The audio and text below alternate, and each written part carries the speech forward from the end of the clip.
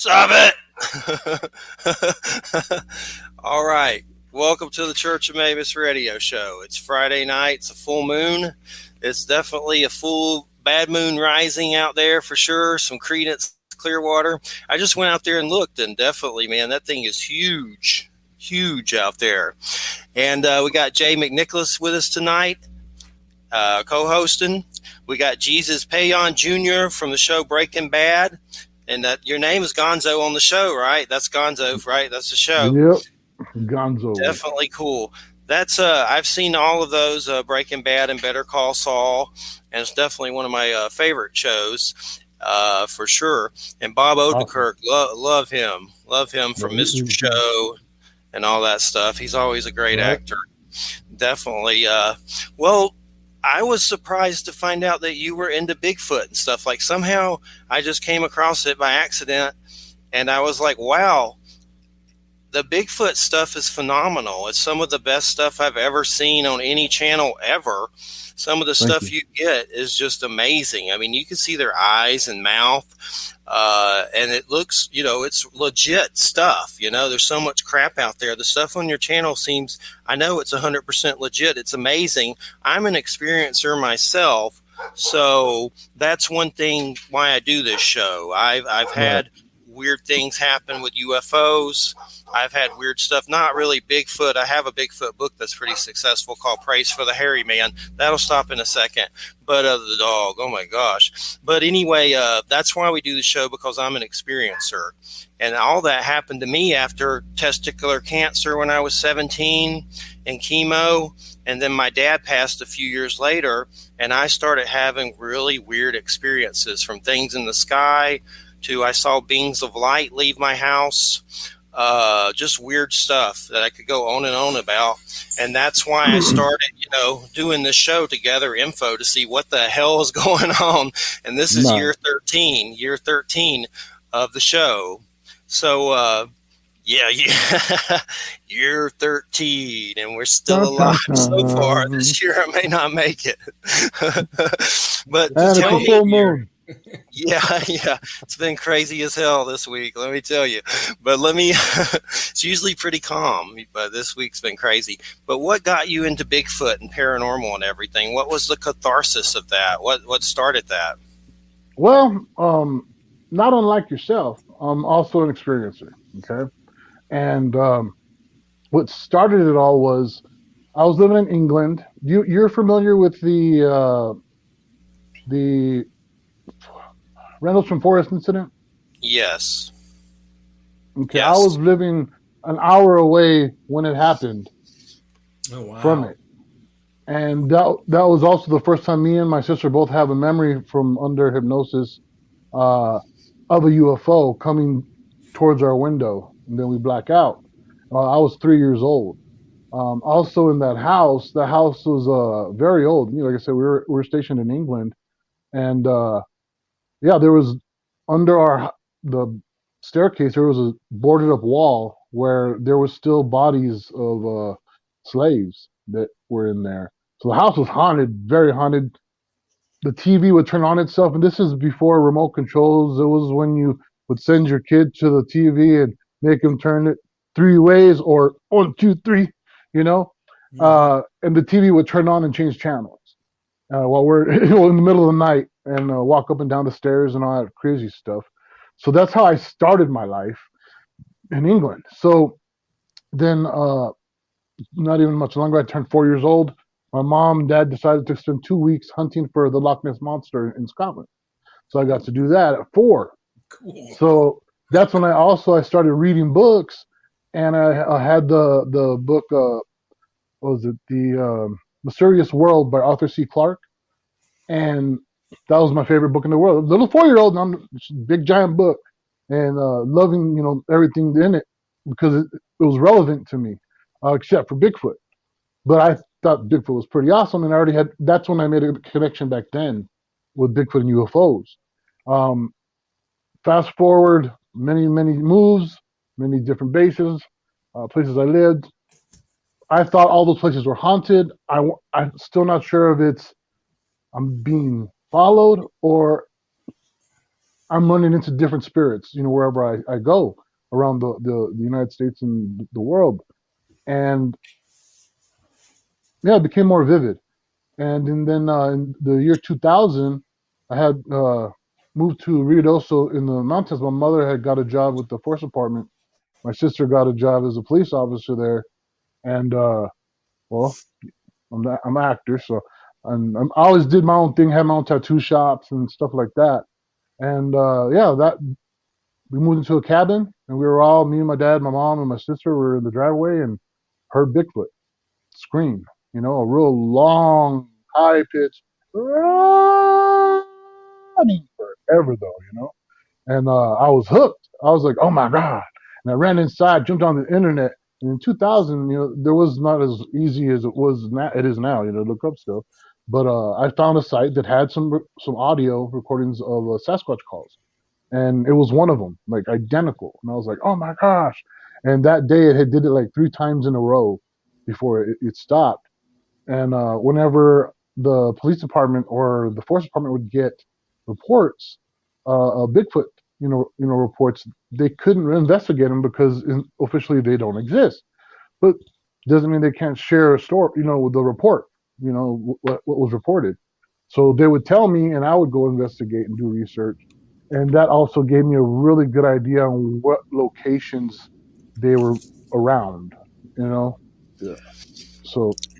And did it surprise you when you started getting them so visual? I mean, I know you do things to make it so we can see it better, but tell us about what was your reaction when you start seeing them so visually? Okay, so I think my reaction to them would have been different if I hadn't experienced so much UFO activity in my life. I've got tons of video of UFO footage, so we'll talk. I'll show you some stuff later on that. But I got a lot of UFO footage, like ridiculous stuff. But yeah, so it wasn't as I guess. Well, I'm an ex-bouncer, bodyguard also. I used to work as a federal detention officer, and on the prison SWAT team, all that kind of stuff. So my whole life, I did that from 16 to about 35.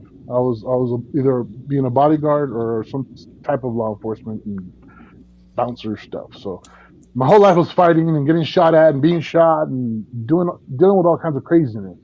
So a lot of the intimidation factor and being scared is not as normal for me. You know what I mean? I can deal with it. I've been trained to be calm, in situations.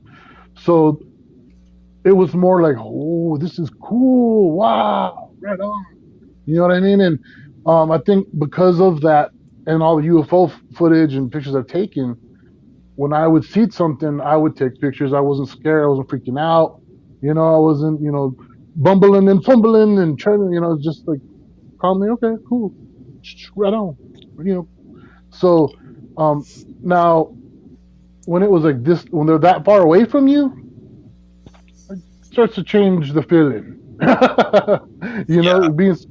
Being scared does come in, but again, I don't take a gun out there for bears either. I try to handle it different ways. I know these creatures seem to understand when you have a gun, and even if you hide it, they seem to know you have guns, and they're not cool with that at all because they know what they could do, what can happen. So, I just put myself out there because I found that which is dangerous, but making yourself vulnerable is the way they'll come to you. They'll come to you. They'll find you. If you make yourself obviously vulnerable and you're like, hey guys, I surrender. I'm not here to do anything. You guys are the boss. Just here to, how do you make yourself vulnerable? No firearms. Is there anything else you need to do?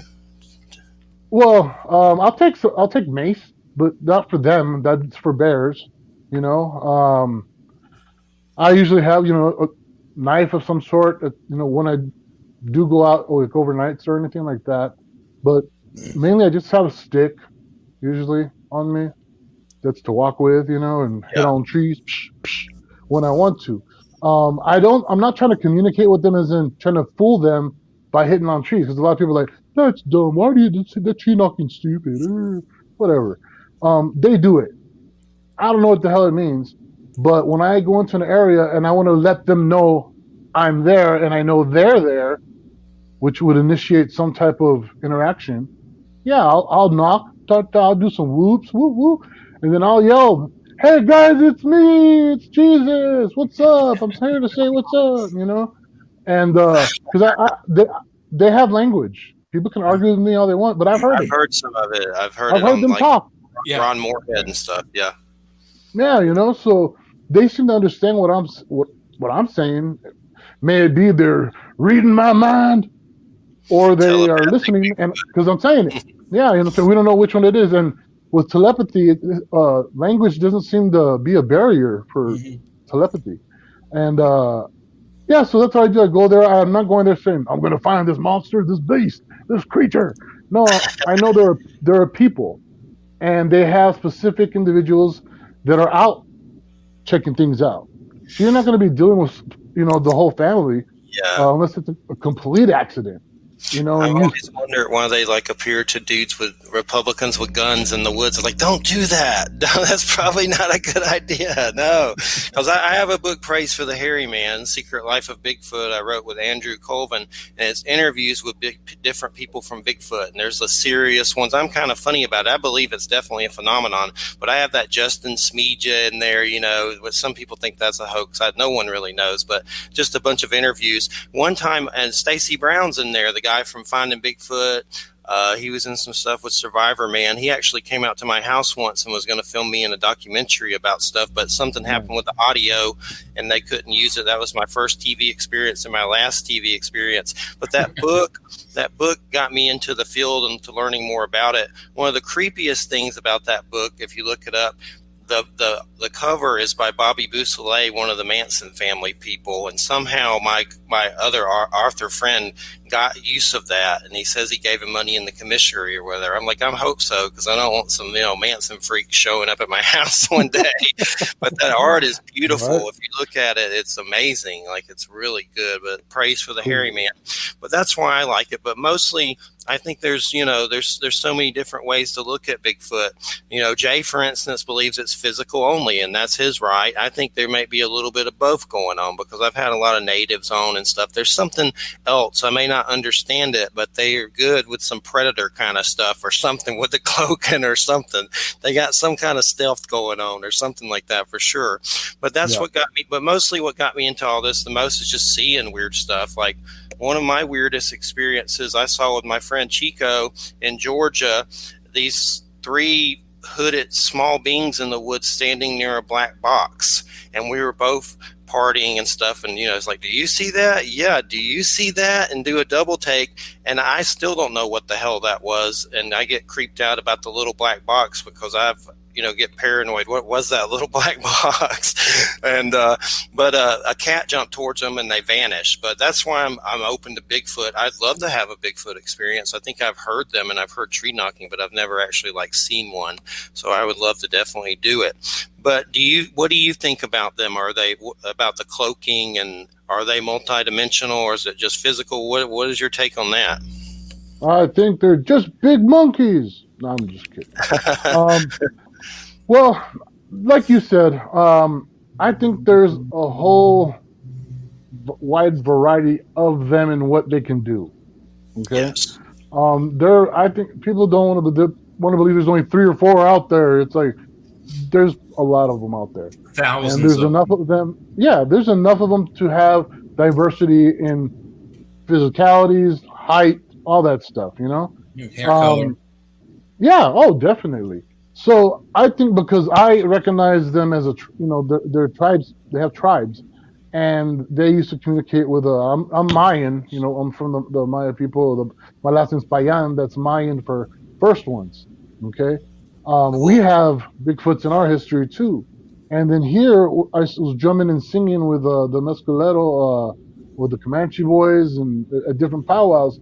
And what was really interesting is that some of the dances and the songs that they're doing were taught to them by very large hair-covered beings in the forest, dancing, singing with gourds, and taught them these things to share with the other tribes. Okay, so being as then, if they're have tribes, and we're around with us natives too. We have shamans, we have medicine men.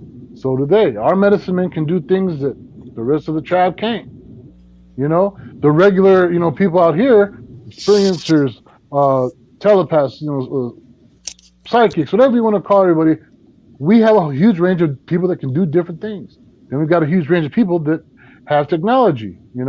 I believe that some of the Bigfoots have access to technology, but not in the way we think of technology. And I think that's would explain kind of like with Aborigines' dream time and the way you go in and out of these different things with the what's that stuff called, ayahuasca.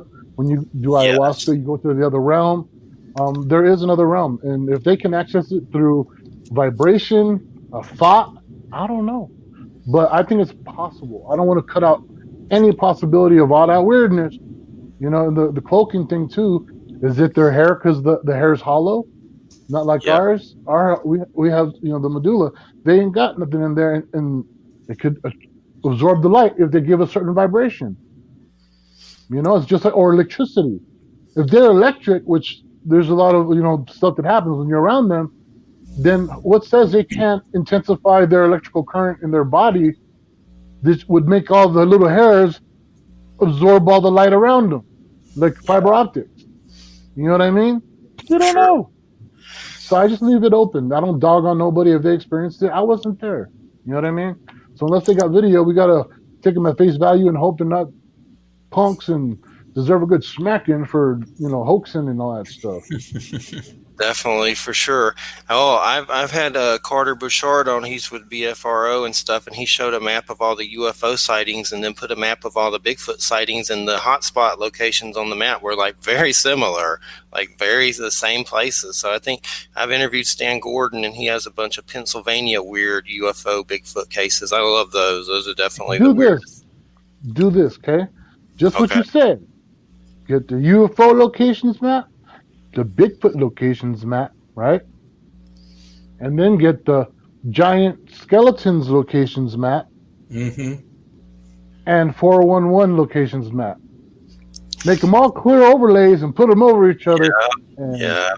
just splendor at the coincidence. I've interviewed David It's not a about. coincidence. I've interviewed David about 4 or 5 times. That stuff is terrifying, and there's definitely something to it. It makes you not want to go to the woods sometimes after hearing some of that stuff. I do, of Yep. course, but there's some creepy Well, see, stuff. this is in there the for sure. thing with there's bad ones. Hell yeah, there's bad ones. There's good ones. There's some that hate us with a passion, and I mean with a vengeance. They hate us, and they have their own reasons too. But beyond us hunting and stuff, then you got the ones that are like super protective of us. I mean, like really protective of us. So you usually can sense when you got evil around us. When you're in the forest and you're around the bad ones, you can feel it. Or if they're just putting off they don't want you there, you'll know it. You know what I mean? So Yeah. you gotta trust your body and and just be respectful and let them know why you're there because they're not stupid. Well, you definitely seem like you attract them and get really good stuff for sure. So they definitely like you.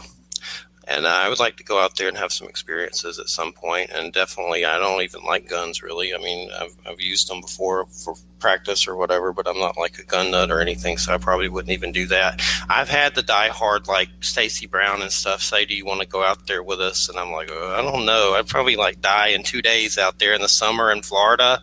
I know it's too much. Just going to the mailbox is rough for my pasty arse for sure out here when it's hot. But it's the heat out here is crazy. So just the fact that they get out there in that humidity and stuff with all that, my God, I'd die probably. But the bad ones, I know I've heard different stories, from native folklore about cannibal ones and stuff like that. I've heard one story from a Kawani Laparitis, who I've interviewed before. He wrote Sasquatch People, something about there was a bad one that was maybe eating people, and all the other ones got together and put him in a cave with something weird story about antifreeze and killing him or something. Like they took care of the bad one. I don't know if that was true, but there's weird little stories out there for sure about that kind of stuff. No doubt about it. And so what do you think about some of the missing 411 stuff? Do you think I know obviously, I don't know if it's just Bigfoot related, but what's some of your thoughts on some of that stuff? There's so many theories, I know. Well, of course, I think a small percentage is murder. Just people killing each other. Just crazy people. Just sicko, cuckoo bird. Now, I think, there is a big part of it being Sasquatch, but we got to remember that he's not the only one out there that we're dealing with in the forests and deserts. There's possibilities of, like I said, there's do you ever heard of the author Jacques Vallée? Jacques Vallée. Sure have. I always have trouble saying his name, so I know I know who he is for sure. No doubt about it. It's Jacques Vallée. Jacques Vallée. I say Jack Vallée from Georgia. That's me. But I know who you're talking about. In Close Encounters, the movie, Spielberg based the scientist off of him. He also went to Skinwalker Ranch with Bigelow, and of course Bigelow hoards into the space tyrant and hasn't told us crap hardly a little bit. But I would love to know what happened there with that for sure. But we don't know. I had Bigelow Aerospace contact me, or their investigators. I thought it was a joke because this is before he was like out there with all this really, and they called me up and said, next time the ship comes to pick you up while you're up there, could you please try to look at the propulsion compartment and look at it really good, and when you get back, try to sketch it for us and email it to us. And I hadn't told anybody yet, that I was being visited, and. They were real matter of fact with it, and Jacques Vallée. Okay, so Jacques Vallée or J Valley, he he wrote a book called Passport to Magonia. Okay, heard of it. Yeah. Okay, if you ain't read it, read it. I need to buy it. I have some of his books. Man, I need to buy that, dude. So what he does in this book is, he gives the comparisons of modern day abductions, UFOs, the occupants, versus medieval times and other times, which back then they were called incubuses, succubuses, fairy lights, and the same things that happen when you're on a UFO sometimes happened back then. Same descriptions. The succubuses would come to your room. You wouldn't be able to move. She would climb on top of you, torture you by stabbing you with needles, and take your seed to get one of their succubuses pregnant, right? To make a changeling. Now, modern day abductions, you got this creature that comes down in your room, flies in your room, you can't move anywhere, sticks needles in your abdomen, takes your seed or takes an egg, and the story goes on and on and on, right? So we've been dealing with the same beings, the same leprechauns, fairies, goblins, trolls, all these different stories we've got. They've just been called different things. Every different rise of our civilization happens, after every lifetime, whatever you want to call it, not just generational, but, whole, pieces of time. And they're still there. They're always there from the flood on forward. They're still here. They didn't wipe them out. Now, put a whole bunch of them in check. A lot of them did die. That's why I think it ties together with the mud floods, mud fossils, and what bugs the heck out of me is the what is it? How do you say the last name? Jim Vierna are the two brothers. They're masons, stonemasons. and they hunt giants. I've heard of them, I think, but Jim You're talking about the guys that are on Vieira, Jim Vieira, the island yeah. show. Yeah. Yeah, they had a show on History Channel, In Search of Giants. With the two brothers. Yeah. Okay. Yeah. So there's a whole community megalomythomania. I can't say that word. Okay, but there's a whole group of researchers out there that research giants, right? And they all over the United States and around the world, they're digging up these mounds. You know what I'm saying? That back in the day, and they found all these giants, right? Now we had a great flood at some point, and you got the mud flood. So a lot of those mounds, I think, weren't mounds when they died. They were stone, edifices and different buildings, and Yes. tombs and whatnot. So what kills me is this, okay? Like I said, when you lay the giant skeleton map over the Bigfoot map, okay, and their stories are, in 1824, an 8-foot tall giant was found, said to be a giant Indian, right? And over and over, same story. Indian or Viking, right? Can't be nothing else. But then you look at it with the map, and what do we have that's 8 feet tall, 9 feet tall, with a really thick skeletal system in the same damn area alive today? But nobody wants to say that or talk about that and put them together. For whatever reason, I'm not sure why, but I have never heard once them say. There's even a picture of a big-ass Bigfoot lady with a baby Bigfoot, standing next to two dudes. Have you seen that old picture? It's like a really old picture from like Barnum and Baden days. And it's a tall, hairy, it looks like a Bigfoot, holding a baby Bigfoot with two regular-sized people next to her, right? Not called a Bigfoot. Yes. Just one of the giants that they found, in those burials. It's like, but there are also some stories about giants that are even larger than that, up to 36 feet. But some of them have two rows of teeth on both jaws. Yeah. So 6 fingers, 6 different toes. species altogether. Well, that's what I'm saying. There was many different versions of them. That's the thing. There's a list of them in the Bible. You know what I mean? Yeah.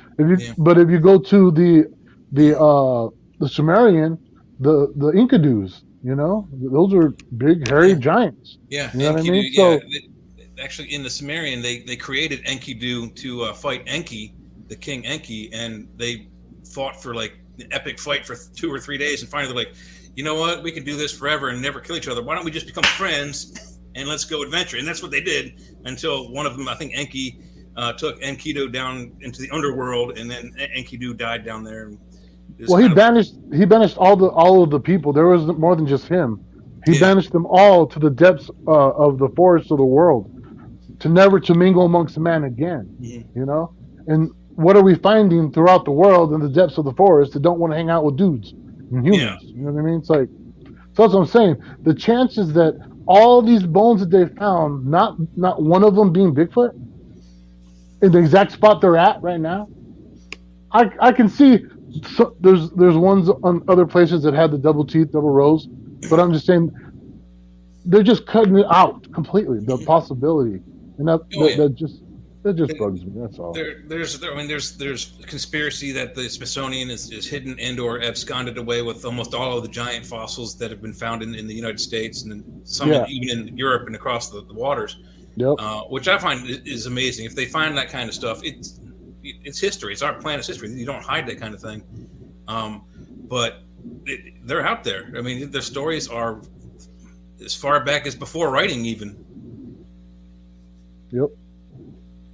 And I've seen them. Yeah, I've seen Bigfoot too, and unfortunately Jeff hasn't. But I'm 100%. Like he said, I don't think there. Recently, there's been a lot of people saying that they've seen Bigfoot phase in and out of our reality. He's, not a shapeshifter necessarily, but a dimensional being who comes in and out of our time-space continuum at will. And that might be possible, but there are in the Alien, I don't know if you're familiar with the Blue Planet Project book. Allegedly, it was a book leaked to this group that a Hispanic doctor from like Area 51 kind of stuff brought this information to them it's like an encyclopedia of alien races that have and or are still visiting Earth. And in that book, there is a Chewbacca creature. There's a Bigfoot-looking creature that uses technology, and maybe they have a transporter, or maybe they are actually able to walk in and out of time-space continuums, by facing their, if they're just even 1 second out of our time phase, they're invisible. They're still on our planet, but you can't see them or interact with them.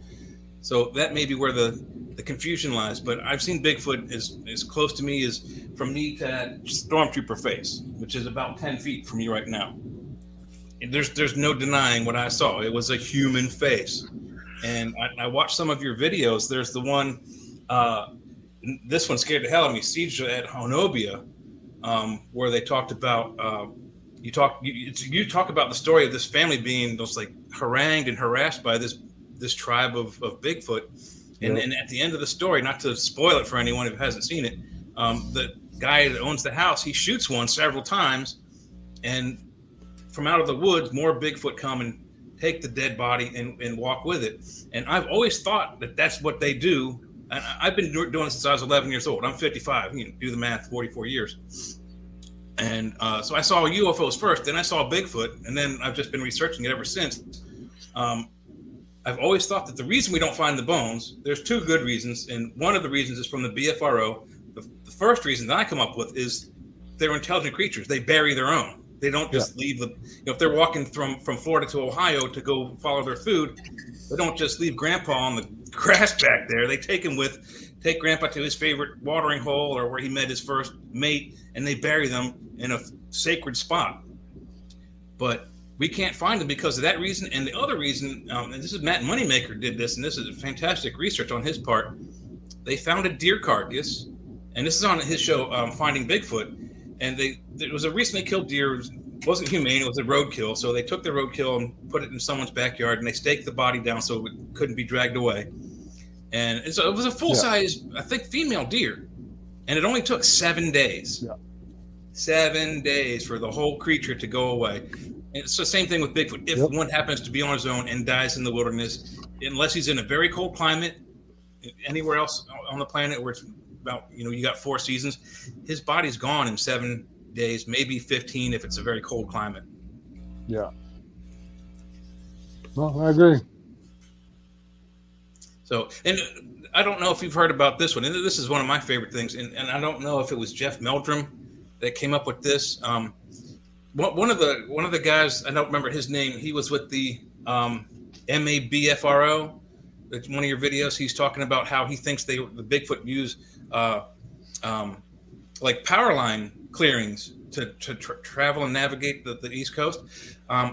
That's a good theory. I don't see why that wouldn't be true, but they don't like to be seen, so they're out in the open and exposed. If they follow those, they'd have to be inside the woods and kind of on the outskirts. But latest research is, and this is probably about 15 years old, is that they use caverns. This whole country is scattered with caverns that go everywhere. Maybe not all the way from the east to the west, but at least from the top of Maine to the bottom of Florida, or to at least the top of Florida. And I think, and other researchers think, that they're using those caverns to, for the most part, travel and avoid contact with you and me. Yeah. Well, like here in this area, the two ways they travel is when they're going up and down the mountain is through caverns, which I know they're there from the bottom all the way to the top. Mm-hmm. And the natives here, the Mescalero Apache, they used to use those when the Spanish came and were killing everybody. They would go into those caverns and hide.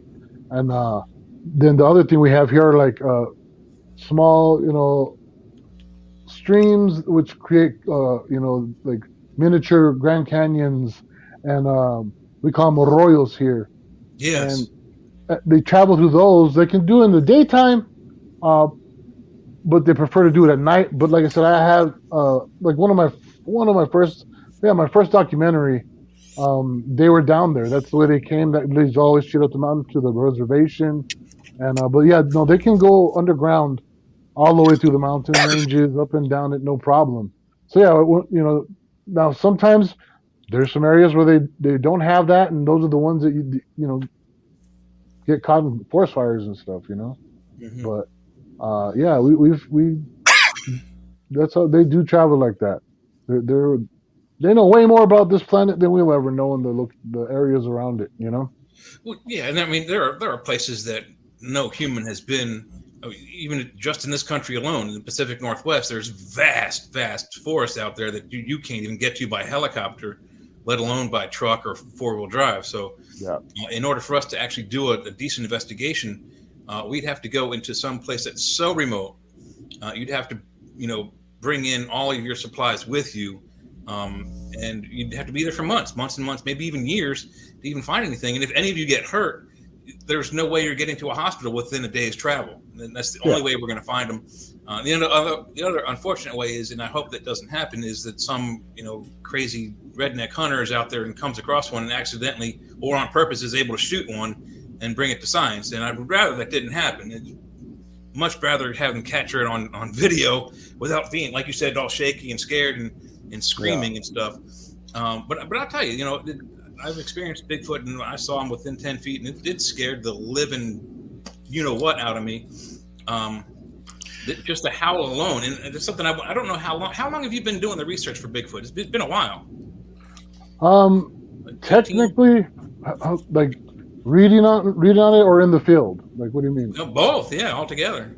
Altogether, it would be 40 years. 40. That's about the same with me for the UFO stuff. Yep. So, when I saw the Bigfoot, he screamed at me. I mean, he looked me right in my face and yelled right in my face, and it turned my back yellow, scared the living. He was watching kids, right? He was watching the kids, and Jay saw him, and he got mad. We were in Ohio at my cousin's house, and it was Thanksgiving time, and I don't know if this was the weekend after Thanksgiving or the days before it, but I was at my cousin's house. My brother and sister were at another cousin's house, so it was just me and my 5 or 6 cousins. And two of the cousins were babies. They still had diapers on. And so I started smelling, this nasty poo. So I told my oldest cousin, I said, hey, one of your younger brother or sister has just soiled themselves. Get them out of here so they can, we don't have to smell their poo. And at that exact moment, I looked over at the window, which was open. Now, this is fall time in Ohio, so it was kind of cold. But the window was open. There was a screen in the window, and there's this huge, hairy face. Now, the skin around the eyes, nose, forehead, and like me around here was all bare, dark brown or black skin, but he had a huge mustache. It was kind of like one of those hippie mustaches. He had handlebar. Handlebar. That's the one. Yeah, handlebar mustache. He had, as far as I could tell, mostly brown, but he had a little bit of grayish and a little bit of yellowing hair. So I mean, he was an older example of Bigfoot. And we're on the second level of this home that he's looking into the window. And I'll tell you how he was doing that in a minute. But I saw him through this window, and I just froze. I was like, in my 10-year-old head, I probably said, holy. And then he saw me, seeing him, and his face was at that time happiness and joy. He was enjoying watching us playing and jumping on the beds. Then he saw that he was captured by my eyes, and he went from joy to anger, and he looked me in the face and went, rah! And I can't replicate the vocal, but anytime now I hear a Bigfoot vocal, I know it's real. We humans cannot replicate that kind of vocalization. And when humans do, like Bigfoot shows, and they do a Bigfoot call, nothing happens. I don't get that flight or fight response. But when I hear the Bigfoot reply, I get the flight or fright response, and I know. So we ran downstairs when he screamed. All 5 or 6 or 7 of us ran downstairs to where the babysitter was, just in time to see him jumping off. In the backyard, they had a little house, log cabin playhouse. I had the same playhouse at my house in Maryland. He jumps off of that into their sand pit. They had a sandbox right next to it. And he took 3 strides, and he was out of their backyard and gone. The babysitter was screaming. My younger cousins were screaming. And I'm screaming. And then at the end of the day, my aunt and uncle came by, and we told them they thought we were a bunch of fools. The next day, we were able to see where he was.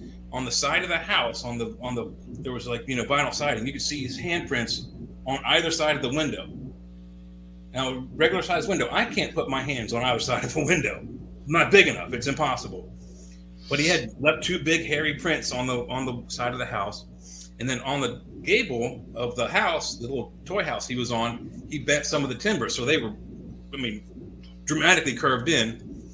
And then in the sandbox where he jumped, you could see 2 huge feet where he left an impression. And we were able to follow his footprints about 3 houses down before he turned into the woods.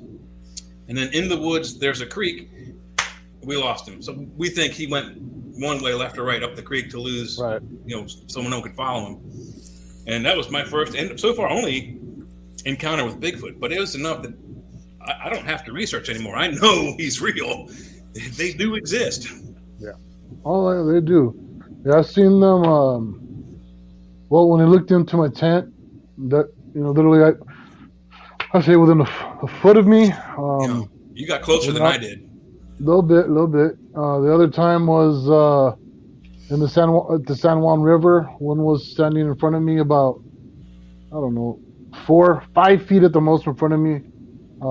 We're stepping back and forth together, copying each other, and the last 2 steps it stepped towards me. So before that, it was like at 10 feet, 8 feet away from me. And then the last 2 steps, it stepped up that close. It was like, you know, and at no point was it mad at me, gave off any negative, energy. We didn't yell. We were making noises back to each other, tapping on rocks and stuff. And, I was trying to show it that I think you're a intelligent being, baby steps, and because I don't, in regular society, people are usually intimidated by me, covered in tattoos and 6'3", over 300 pounds, but when I'm in the forest with these guys, I'm the little guy. Yeah. And so it's a real cool feeling to me, because normally I feel that energy and static from a lot of people around me throughout my lifetime, and that's why they like it in the movies, me being the bad guy, because I can give that effect. And that's why I love being in the Bigfoot world. And the UFO thing, was more, I didn't have a choice. Yeah. The Bigfoot thing, I'm going out looking for it. You're going after it. Yeah, when the UFO stuff, I couldn't stop it. When it was like it wouldn't stop. Earlier you said you were in a ship, right? That's the level. See, a lot of my UFO stuff that's happened has been stuff over my house, but I don't remember being taken, but it seems like they were there for me. So I'm like, are they taking me? And I just don't remember anything. I really don't know, but they've been there with witnesses. I've had friends say, Jeffrey, they're here because of you. And so I'm like, maybe they are, and I just don't remember anything. But what can you tell us more about actually being taken, and what kind of beings? What did you see? Several different kinds. It's been like, it was almost like I was being visited for a period of time by like different kinds. Like they were curious as why this group was visiting me. They wanted to find out. Does that make sense? You know what I mean? Yes. And maybe your bloodline. I think that has a huge part of it. It goes deep. It goes deep. And you said Payan. That's a possibility. It's pretty. Yeah, I'm Mayan French. Okay. And so my last name Payan, like I said, in Mayan it means first ones, and then on my European side, with the French Payan, Hugo de Payan. I don't know if you heard that name, Hughes de Payan. He was the founder of the Knights Templar. He founded the Knights Templar. Okay. Yeah. Talked about them on here before. Sure. Yeah, so on both sides of the realm, and so I have memories of them coming in my room. When I was little, I didn't know what it was. I thought it was, ghosts and stuff messing with me. Would go to me and my mom said she would put me in my cradle and with diapers on. She'd come back, they'd be in the morning, they'd be off, but still closed up, not pulled apart or pulled off, But that continued into my childhood. I'd go to bed with my pajamas on and have a weird dream, wake up, no more pajamas. It got to the point where I just stopped wearing pajamas to bed. Because that's like, for a long time, that's how I knew something was happening, and if I'm already all, a la birthday suit, I can't tell. You know, I've had that happen when I was a kid. Wake up butt naked. So you're making me Yep. wonder now. You know, and I had been seeing UFOs all the time growing up in the Air Force bases, and I thought it was normal. I thought it was normal to see them all the time. And Yeah. one night I saw UFO, and I went to school and told my friends I was 12 years old, and I was like, "Did y'all see that UFO last night?" And they're like, "You no, Yeah. because they're That's not what they real, do. And yeah, it got worse and worse and worse as I got older. And I say not until I turned 18 did it start becoming doing it while I'm awake, doing stuff while I'm conscious. Because a whole bunch of it I don't remember. A whole bunch of it I don't remember, but where they actually show up. One night, one showed up in my mom's room, and she thought it was a crackhead or something. They had got into her room. She couldn't move her body. It was standing in her closet. Almond-shaped eyes, wispy blonde hair, skinny, thin, frail body, no lips, little nose holes, and wearing like little red speedos. And she was trying to call for me, and eventually she got up, ran to my door, and said somebody broke into the house. But while she was laying there, and she was trying to call me, she watched it, and it looked at her, and she said he looked like he was surprised that she could see him. And then like that, gone. And she ran up and got me, and I went around the house with a bat. I was 18 years old. Who messed with my mama? And so then it got really bad to where they were looking in my windows. This was in El Paso, Texas. I was living on Vulcan Street, right?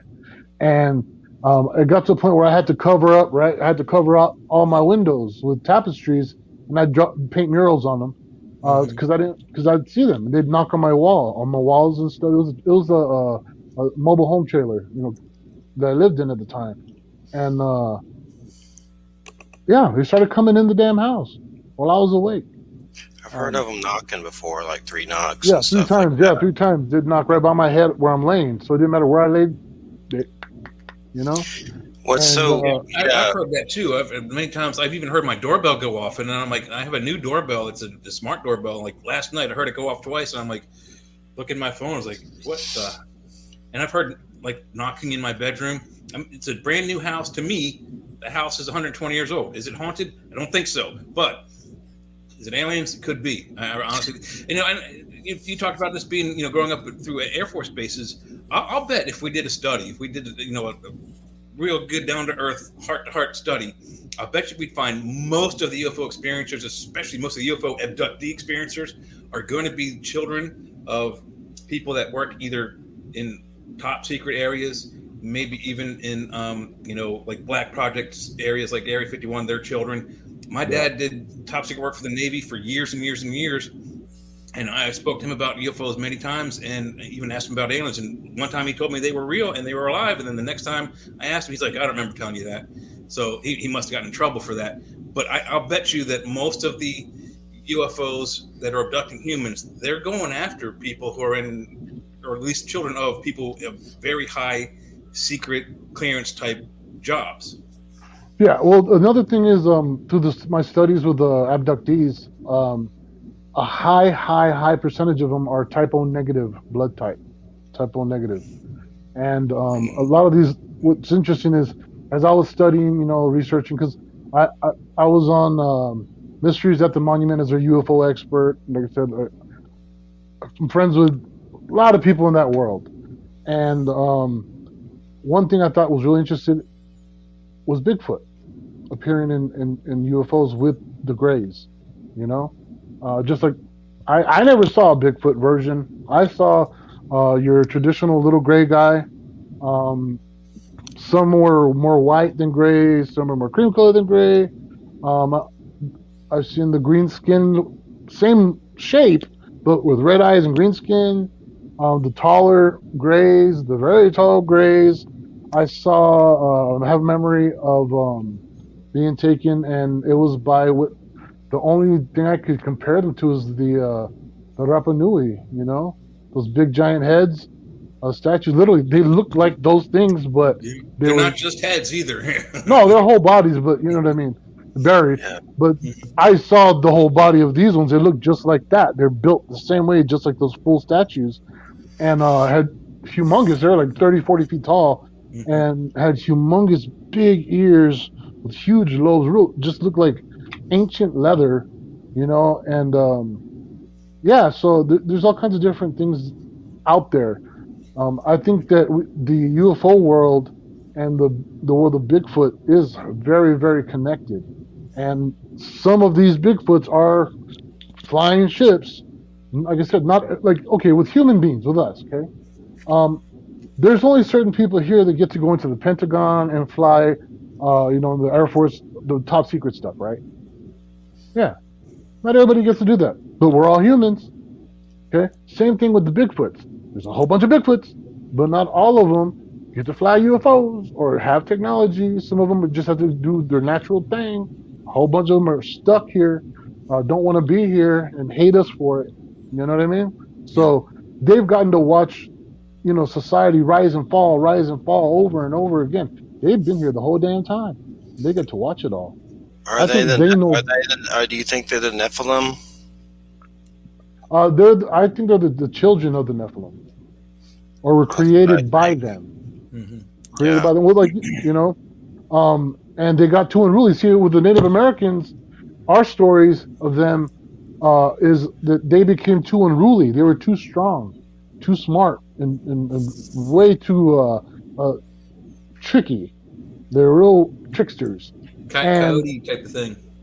Yeah. So the God, you know, our creator and great grandfather, he, you know, pretty much the same story as the Sumerians.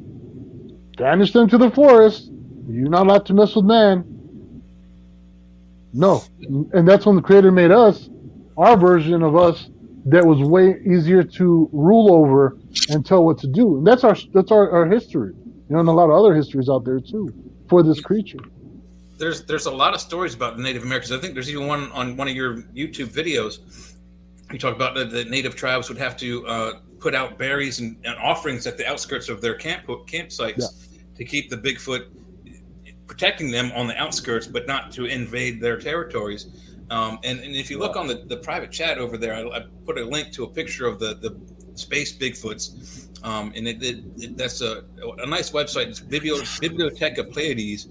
And they talk about this one Bigfoot. It doesn't look like Bigfoot the way because I've seen it in real life, but it's close. And it's more like a Chewbacca thing. So I have a feeling that we're going to find, if we get the information out, there's going to be two types of Bigfoot.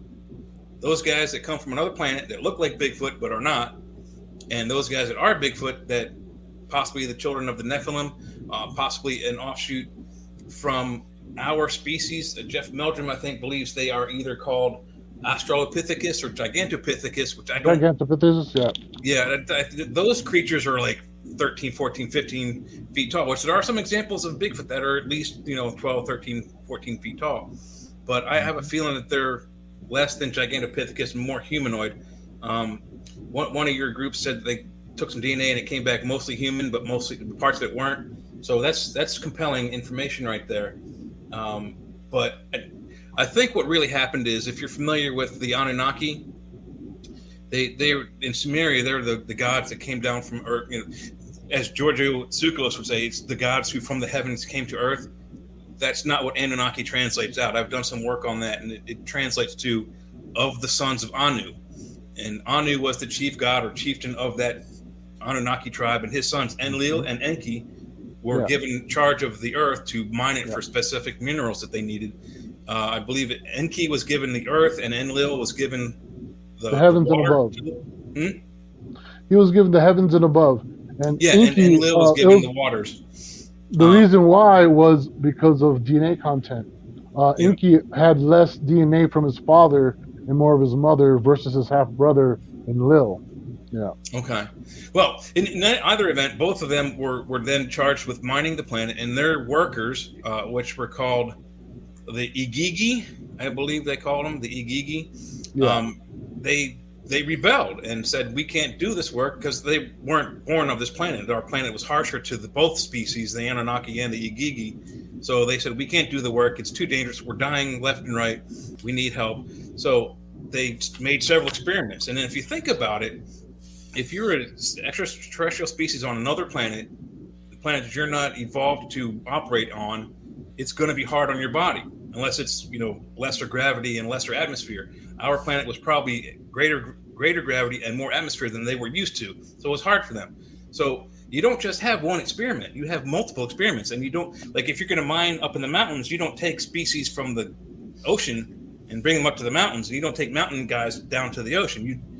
Where you're doing your work, you mine your workers from that type of species. Mm-hmm. So I think that there's many Gardens of Edens. I think there's one in everywhere they did mining. They did mining in Africa, South America, North America, every part of the planet. So they made several species. That's why we have black people, white people, Asian people. Every species we have on this planet is because they had to mine from the different apes in these different areas where they were working. And so there's more than one Garden of Eden. More than one type of human, and because of that, we have things like Bigfoot, and we might have even other things like even giants like the one-eyed guys, the Cyclops. It's very, very possible that they created all of those creatures, and then when they realized, some of these creatures we got to get rid of, there's the flood. One of the creepiest things this Bill J. Bean, he's been on Coast to Coast. He's a spiritual warfare minister. He came on the show, and this was like some John Carpenter kind of crap that he said. He said basically that Satan, aliens make chimera species in like crazy mad scientist situations, but he tied it into Christianity. And I'm not saying I agree or disagree, but it's definitely creepy to think about. It was like a John Carpenter movie or something. What you're saying, okay, this is the thing. I have done a whole bunch of research and studying many different cultures, histories, and compared them because I'm trying to find the truth. And just like with any detective, you got to get all the stories, compare them. Somebody commits a crime and there's 8 witnesses right at a bank, and you get all the people that were there at the bank. You separate them all, and you ask the first one, all right, who robbed the bank? What did he look like? The first person says, oh, it was a 6-foot tall white dude with a long beard and a red shirt. And then it goes second person. Who robbed the bank? The dude's like, well, it was a 5'10" dude. He looked, I don't know, he was either a light Spanish guy or a white dude with a real big mustache wearing a blue shirt. So at the end of the story, the officer has to say, okay, out of 8 people, 6 of them said he had a red shirt. Probably had a red shirt. Out of 8 people, 5 of them said he had facial hair. Okay, so you put it together like that. Do the same thing with ancient histories of everybody's. Mm-hmm. Don't discount them as myth, legend. No. Look at them as everybody's different histories, all these different cultures. That it's actual history. Look at it that way. With you got the Greeks, okay, and like you were mentioning the chimeras, right? The Greek mythology, which is, I believe, real history of all that stuff that really did happen. And they made all those weird-ass animals and cyclopses happened and all that stuff. Yeah. With the Anunnaki, when they said, hey, we're tired. Because the Anunnaki were just like us. They brought beer, they brought hemp, and they brought wine. Okay? Yeah. And they used to, that was the thing, they like to party, have fun, and eventually those, 600 of them that were mining on Earth, they were like, man, forget this. We're tired. Inky saw this creature, on the African plains that we can mix our DNA with to create a new person, right? A new slave. So one of the like you said, one of the children that were born to the birthing goddesses was covered in hair, and could run like an animal. And then finally they got to us, okay, and that was right. And then pissed off Inky because even though he was the chief scientist on the project, Enlil still had superiority as in as the superior and said, you know what, these creatures are so special. You got to respect them like you're talking to me. Okay, half brother sucker. You know, I got heaven, you got the underworld. And Inky got pissed off. That's you know the rest of the story. That's devil, God, all that stuff. Now, if you're looking at UFOs as aliens, okay, sure, fine, all right. But if you believe in demons at all, well, the only way to have demons is you gotta have fallen angels. The only way to have fallen angels is you gotta have regular angels. Yeah. And if you have angels, it's a possibility that the story might be true. Yeah, okay. definitely. And if you're willing to open that doorway, okay, to that possibility, all right, then like I told you about Jacques Vallée, he makes a point to explain to us that they've always been here. They're just being called different names right now. So Yeah. they weren't aliens back then. All we know is that there's a whole bunch of us, and everybody keeps on trying to get out.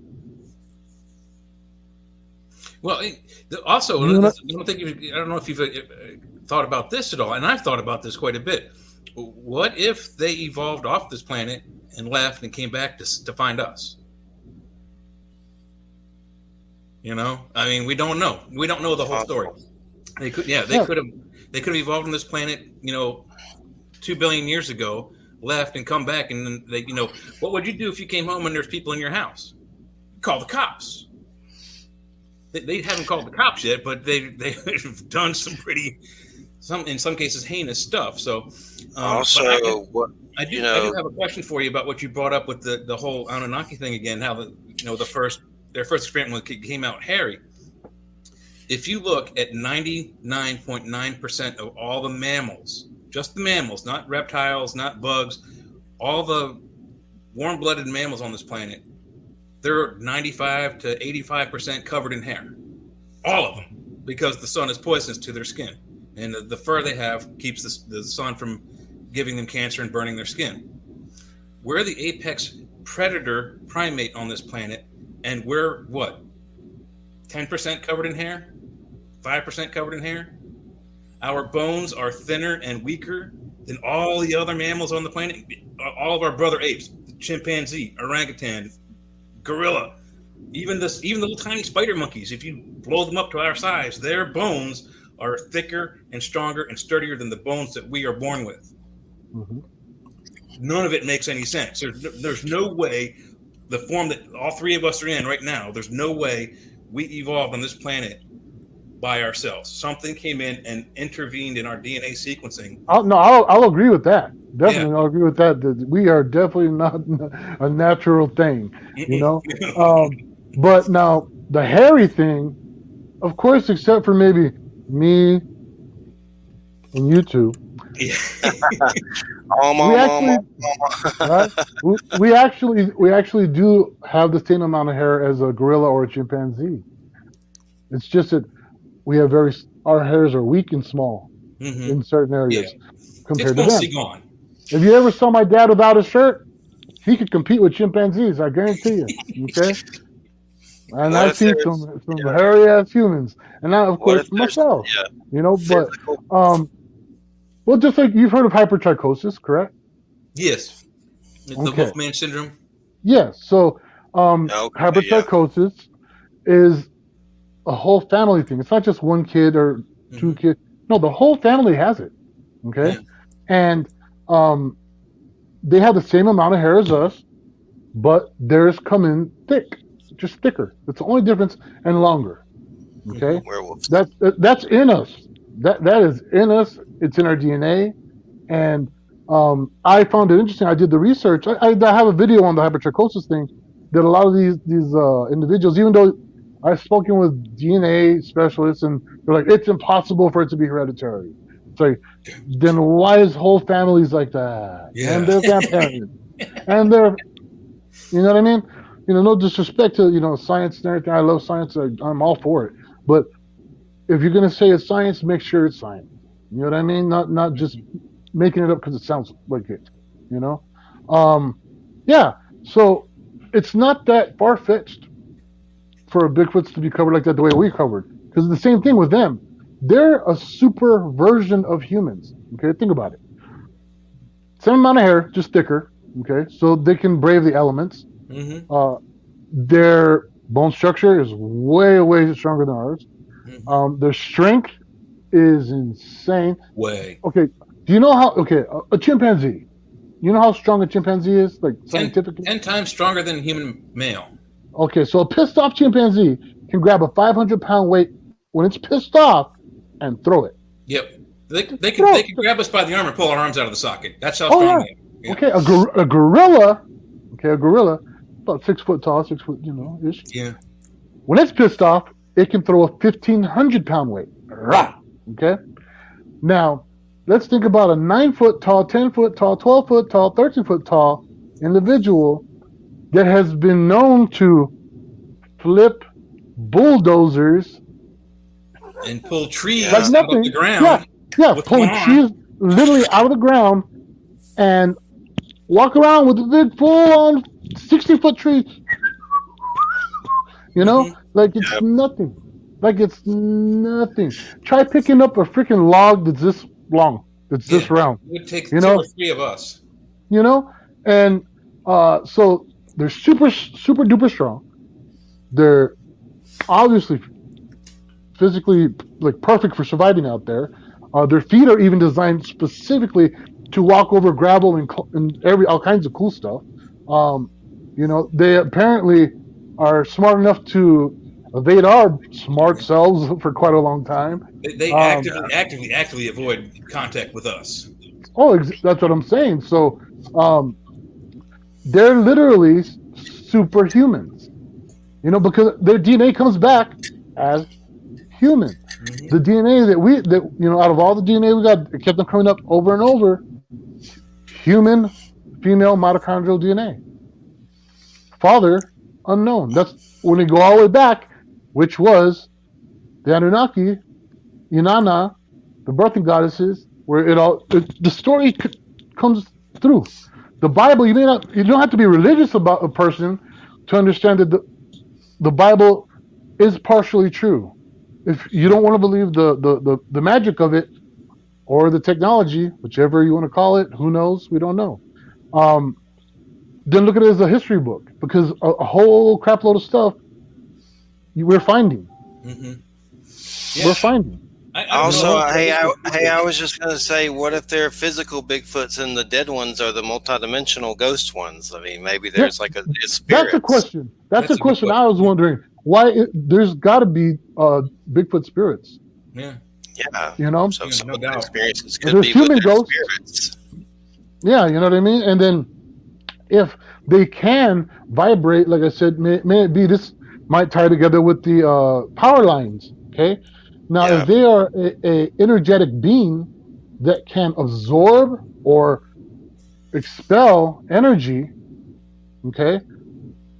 Like you said, they might not be going interdimensional. They might just be going invisible.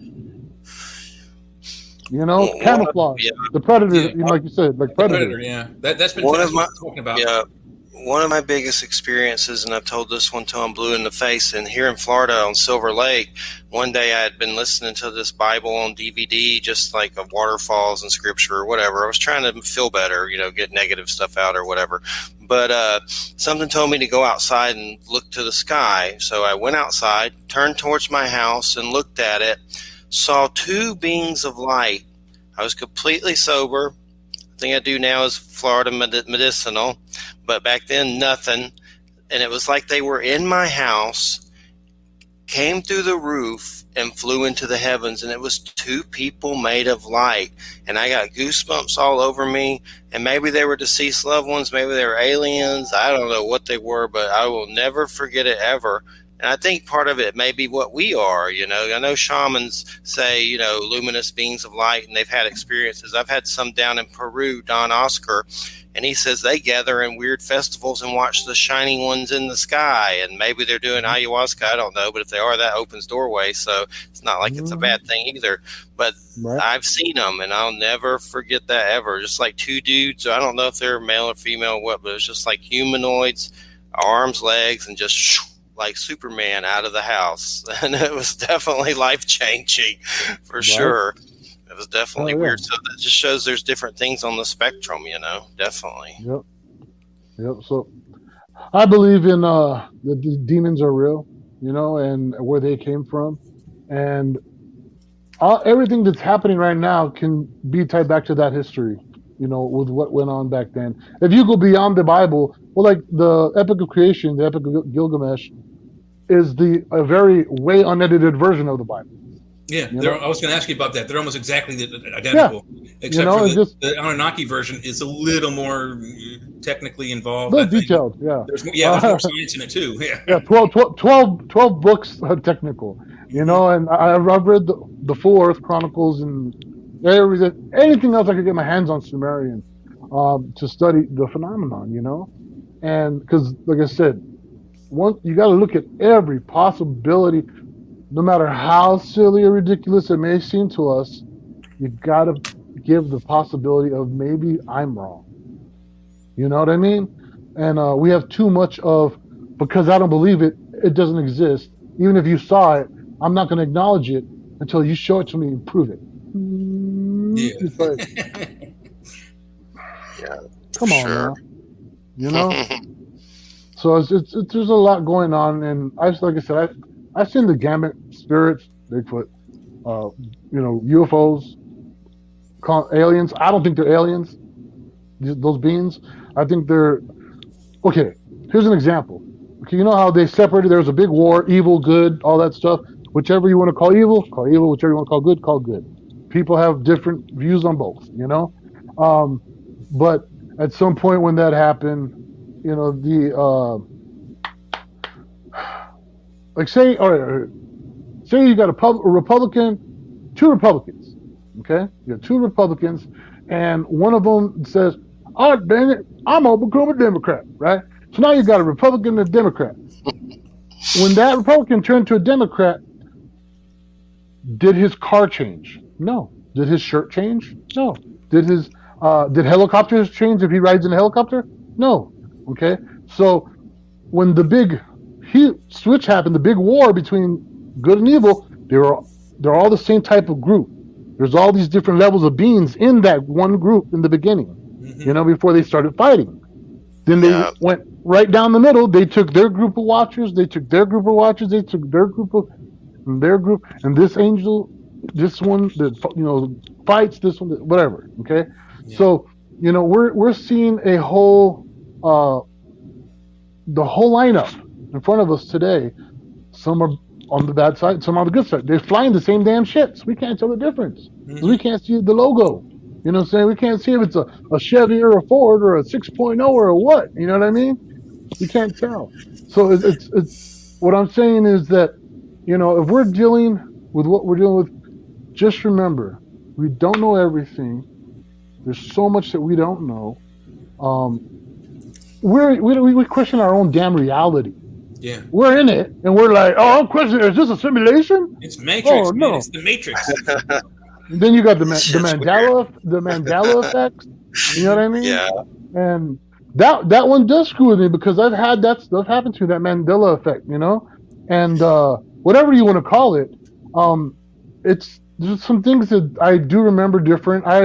Like when Isaac Hayes died. Okay, he had died like 6 months prior to when I heard on TV, Isaac Hayes just died, and I was like, huh? He died like 6 months ago, because I like South Park and Chef, and I used to karaoke my chocolate salty ball song that he does. You know what I mean? So I follow, and I love Isaac Hayes' music too. But so I really paid attention, and I remember because I mentioned it to my mom, and I called her out and I called her, "Hey, you remember when I told you Isaac Hayes had died?" She's like, "Yeah, that was 6 months ago that I had said that." Now, then one day, Isaac Hayes just died. That's happened to several people that I've known that died.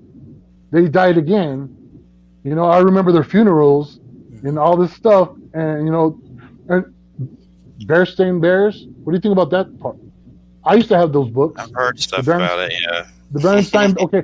So the Bernstein Bears. I remember the books. I used to have the books.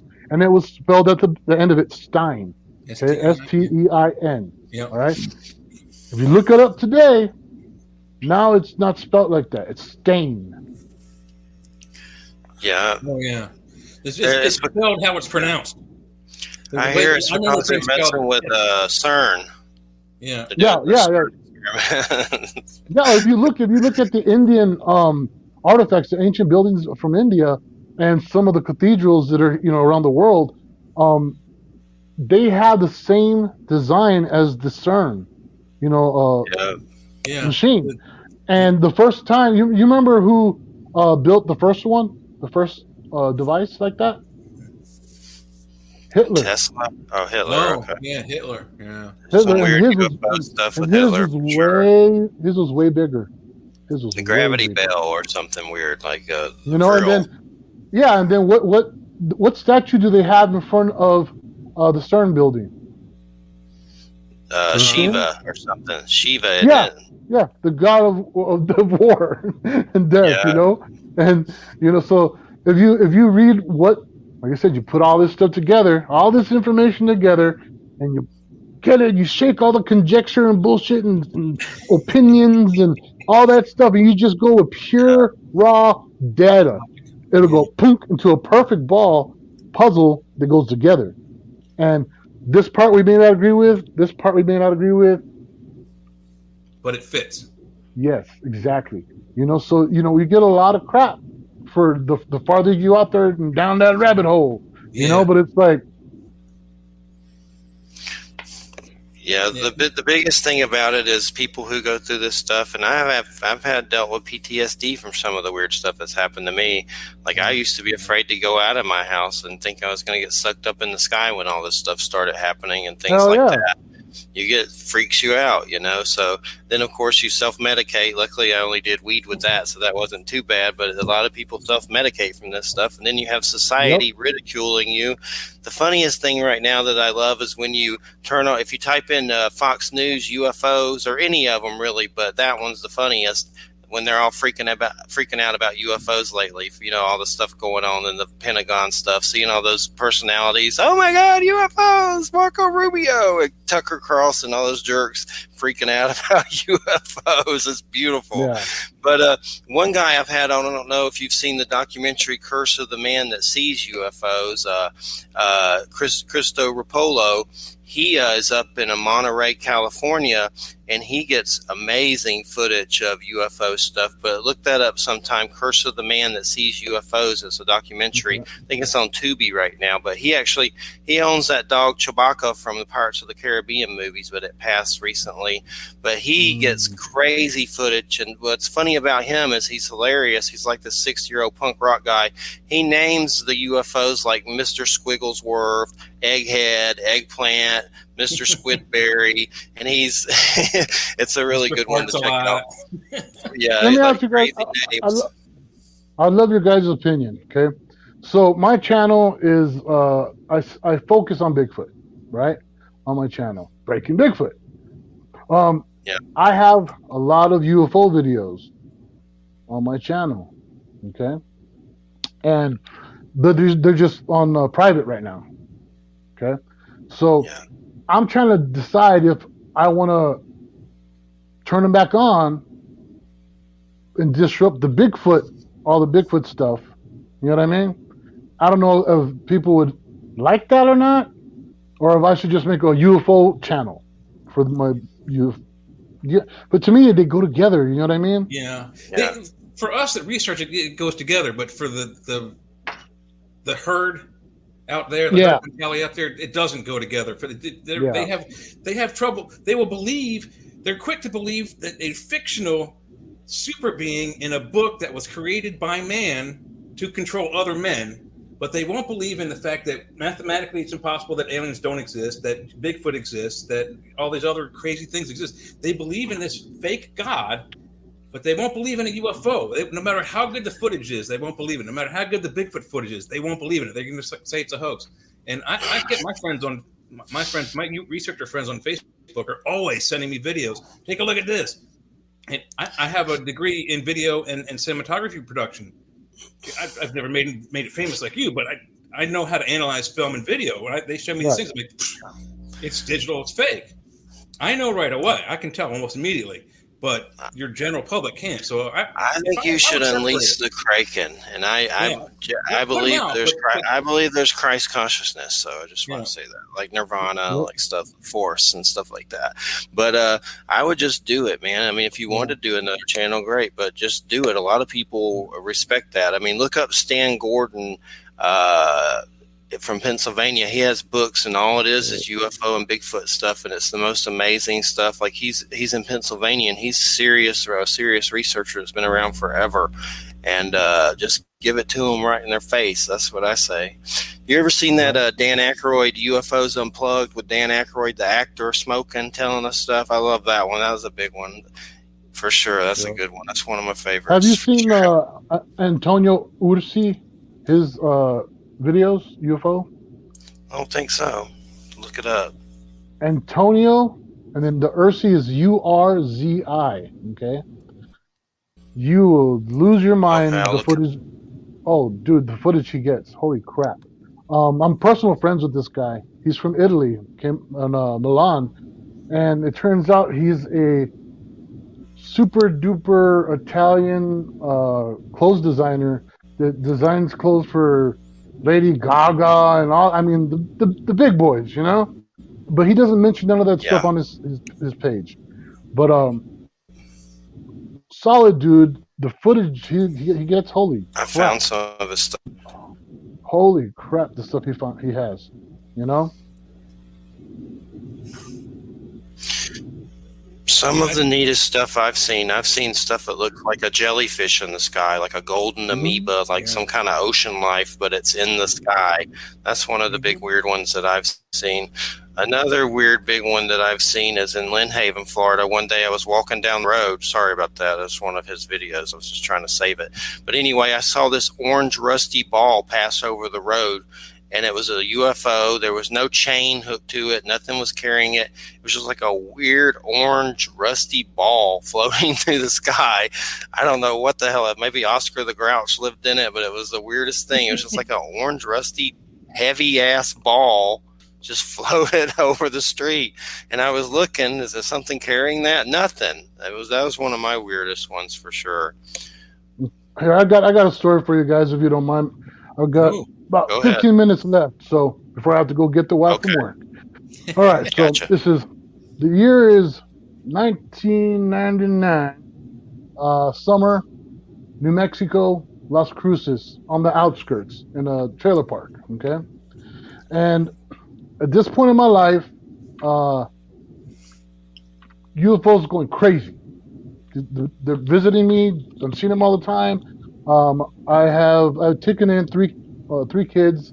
I had taken over a family. A mother gave up their children and signed them over for me to take care of them. One was like 16 going on 17, 14-year-old and an 11-year-old. Okay. And when I showed up, the UFOs did too. And all these kids got to see the UFOs all the time. And the little guys coming in our trailer at night and running around, they knew it was real. Okay. So, the little kid had friends in the neighborhood. The roads are dirt roads. There's a cornfield, it's real Mexican children of the corn, over there. And,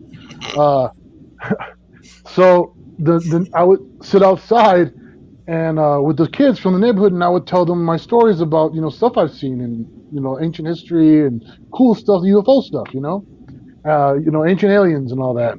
And they used to call me the UFO guy, right? So, I was looking, UFO guy. And one day, we're inside the house and we hear bang, bang, bang, bang, bang, bang, bang all over our door. Little kid bang, And I open the door and it's a group of little kids. It's like, 4:00 in the afternoon. And I was like, what do you guys want? And they're like, UFO guy, there's a UFO over your house.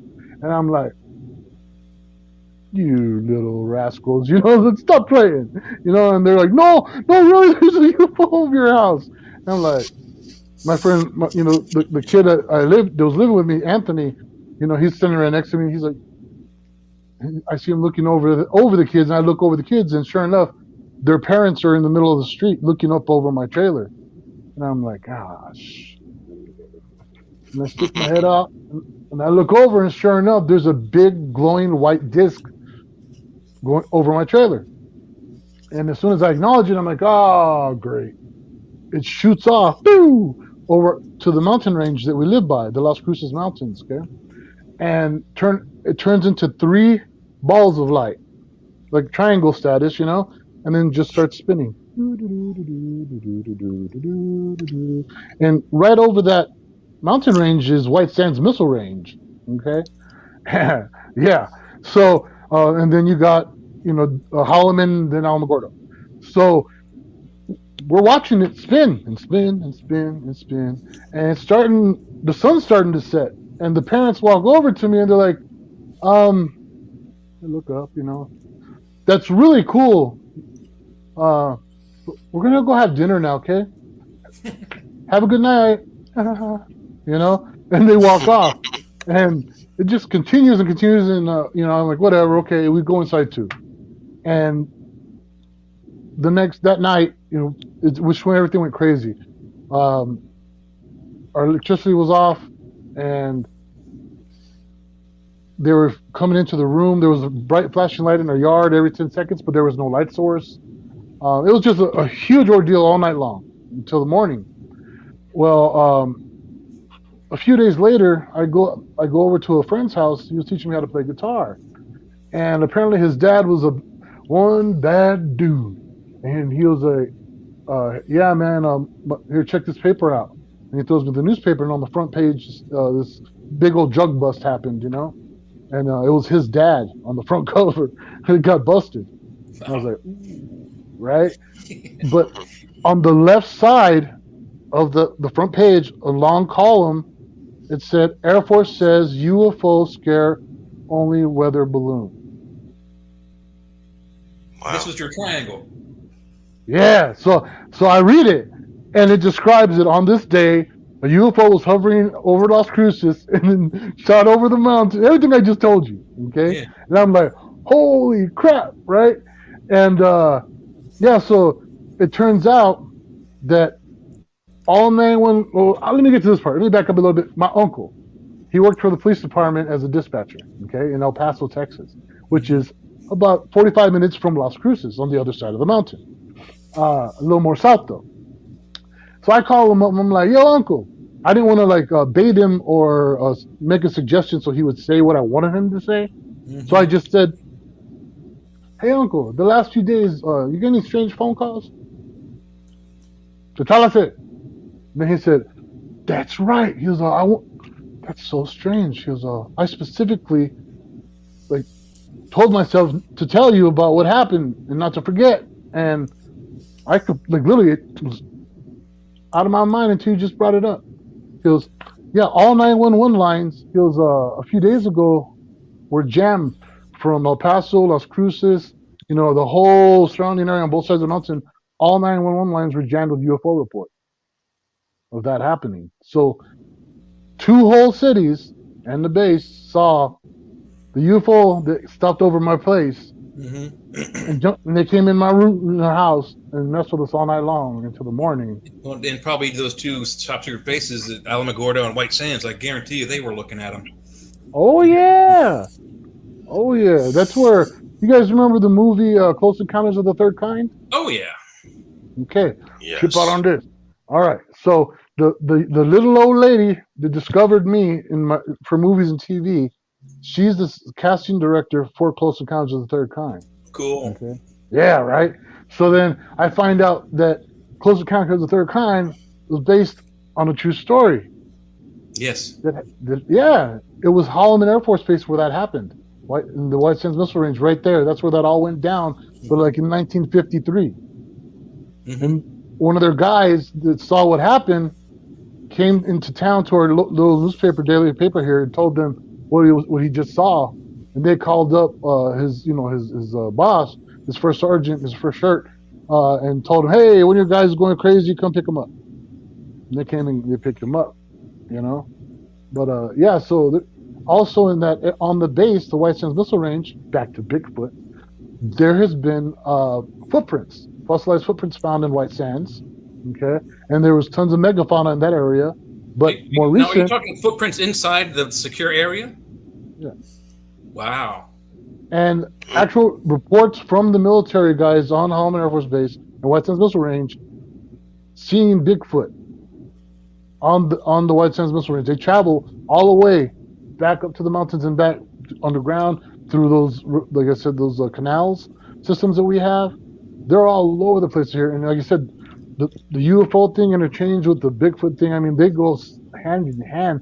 People just don't realize it or don't want to admit it because they're like, no, I got to stick to just Bigfoot. Nope, I just got to stick to UFOs. Yeah. Nothing else exists, you know? And they're all doing us a disservice as researchers to all this stuff. I had one of those guys once on Facebook tell me they were going to come to my house and beat me up because I thought Bigfoot was paranormal. How crazy is that? God. So you take this shit a little too serious, buddy. Yeah, people. I've had ridiculousness said to me, and I invite them. I'm like, hey, y'all want to play silly? I'll play. You know, and I'm pretty sure nobody ever shows up. You know? I'm pretty sure you get them. I've actually got a good question for you because you don't have a lot of time left and you got to go get your wife.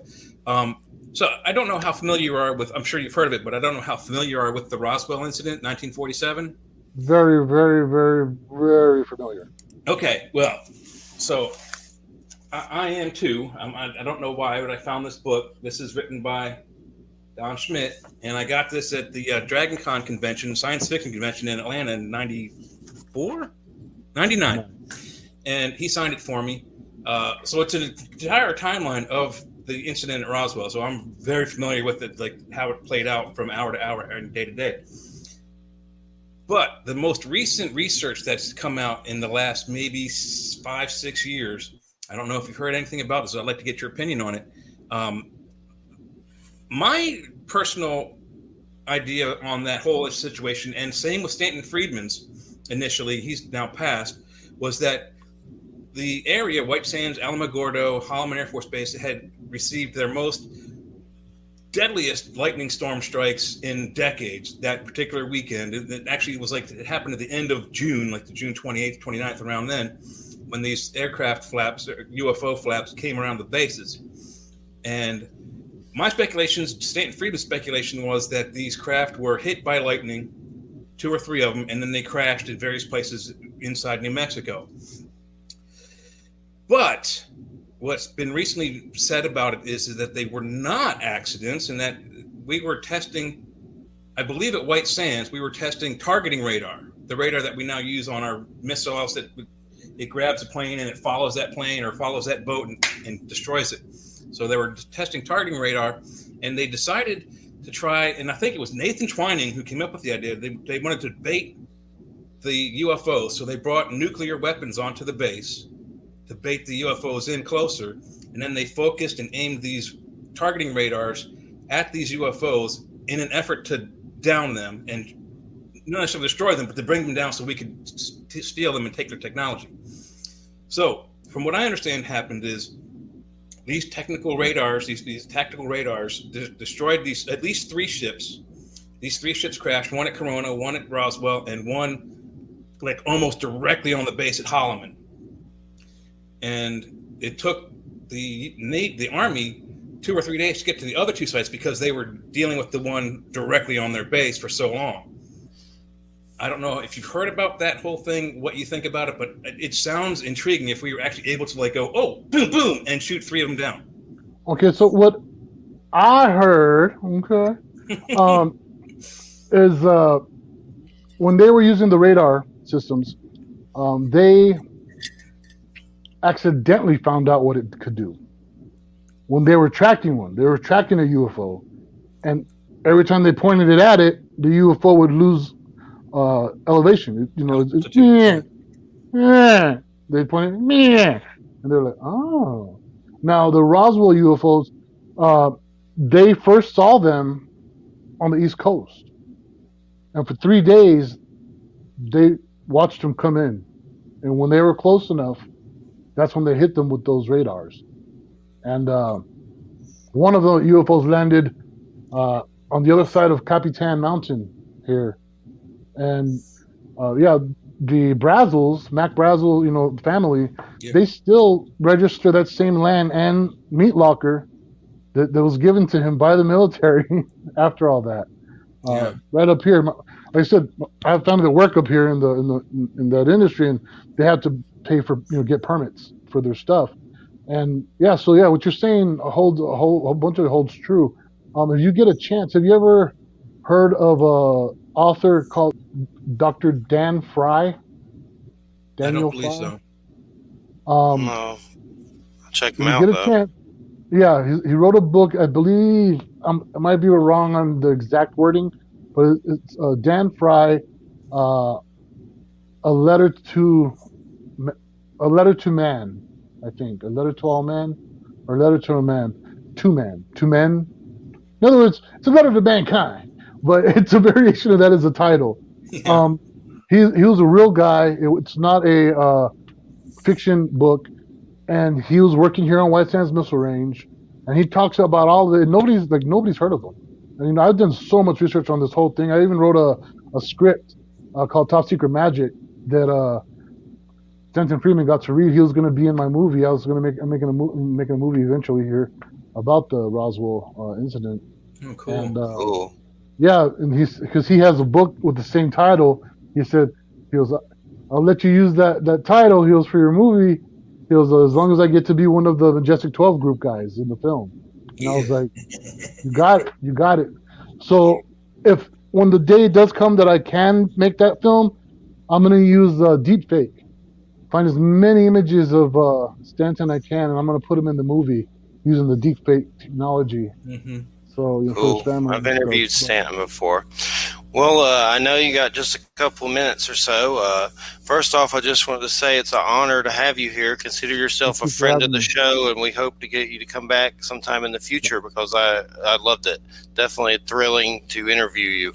And anytime. And your channel is Breaking Bigfoot. Is there anything else you'd like to plug? That's the main place, right? Breaking Bigfoot. Oh yeah, Breaking Bigfoot's my YouTube channel, and you can find me there. And if you watch, you ever seen Saturday Night Live? Yes. Do you remember that spoof they did on MacGyver called MacGruber? Yes. Yeah. Okay, I'm in that movie. The whole movie MacGruber. That's me. I'm Dieter von Kumpf's bodyguard. I haven't seen that yet, but that's a funny dude. Yeah, I've seen it. Check it out. They're making a series. They're making a series now on Peacock, the MacGruber series. So keep an eye out for that. And I got a bunch of other stuff coming out soon. So cool. It'll be Go ahead. Oh, I was just gonna say I love Breaking Bad and Better Call Saul. Those are some of my favorites for sure. Oh hell yeah! No, I'm doing some more stuff with them too, and I'm gonna be putting out a short film comedy about how the Breaking Dead and Walking Dead are in the same universe, and how Breaking Bad caused that. For sure. Yeah. Well, we appreciate it, man. Thanks so much, and happy birthday. Your birthday's today or tomorrow? Today? Midnight. Okay. Happy birthday. Happy birthday to you. Happy birthday to you. Have a great one, man. And stay in touch if you need any help with anything, and unleash the UFOs. Screw them, man. Do it. You can do it. All right. Well, keep your eye out then, because you'll be seeing some wild footage. Right. Absolutely. Just let me know. All right. Take care, and have a happy birthday. Thank you. Take care. All right, everybody. You listen to United Public Radio 107.7. That was a thrilling interview. That was one that get the adrenaline pumping for sure. No doubt about it. Jay needs to see Breaking Bad. He should be spanked for not seeing Breaking Bad. Come on, man. You phased out for about 30 seconds there, so I have no idea what you just said. I was giving you crap because you never seen Breaking Bad. There's a lot of stuff I haven't seen. I've heard nothing but good things about both shows, Breaking Bad and Better Call Saul. I never. They're really good.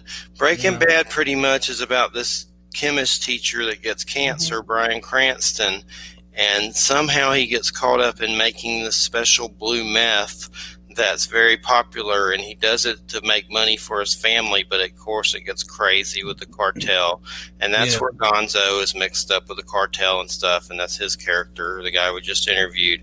But it just gets crazy as hell. You know, the Moff Gideon guy from Mandalorian is one of the main cartel dudes that runs a chicken shack in Breaking Bad. Yeah.